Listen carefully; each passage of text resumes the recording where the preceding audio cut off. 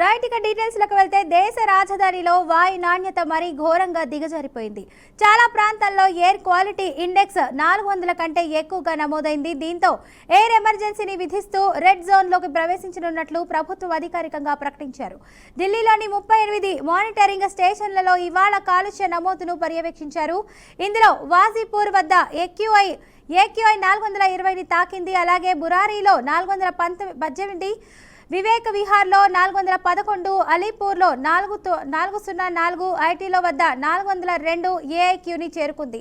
మొత్తంగా ఇవాళ 361తో దేశంలో రెండో స్థానంలో నిలిచింది. మొదటి స్థానంలో హర్యానాలోని కైథర్ నిలిచింది. ఢిల్లీలోని మొత్తం కాలుష్యంలో సుమారు 30% పంట ఆశేషాల దహనం వల్ల, 15.2% వాహనాల దర్ఘరాల వల్ల ఏర్పడిందని అధికారులు తెలిపారు. దీంతో అక్కడి ప్రభుత్వం అలర్ట్ అయింది. ఉద్యోగులు వర్క్ ఫ్రం హోమ్ చేయాలని సీఎం రేఖా గుప్తా చెప్పారు. ప్రజా రవాణా ఉపయోగించాలని, కార్ పూలింగ్కు ప్రాధాన్యత ఇవ్వాలని సూచించారు.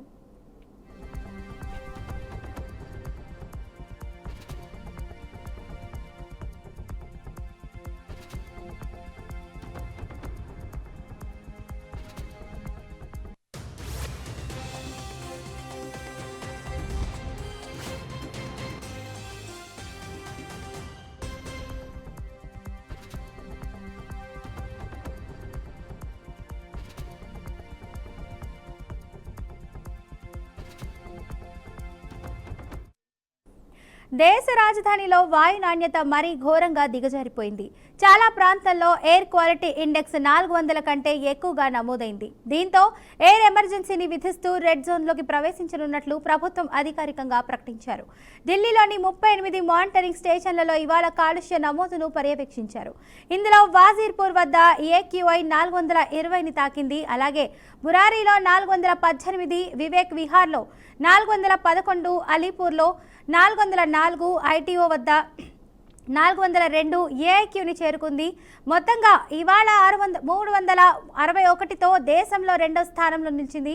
మొదటి స్థానంలో హర్యానాలో కైథల్ నిలిచింది. ఢిల్లీలోని మొత్తం కాలుష్యంలో సుమారు 30% పంట అవశేషాల దహనం వల్లే, 15.2% వాహనాల ఉద్ధరణ వల్ల ఏర్పడిందని అధికారులు తెలిపారు. దీంతో అక్కడి ప్రభుత్వం అలర్ట్ అయింది. ఉద్యోగులు వర్క్ ఫ్రం హోమ్ చేయాలని సీఎం రేఖా గుప్తా చెప్పారు. ప్రజా రవాణా ఉపయోగించాలని, కార్ పూలింగ్కు ప్రాధాన్యత ఇవ్వాలని సూచించారు.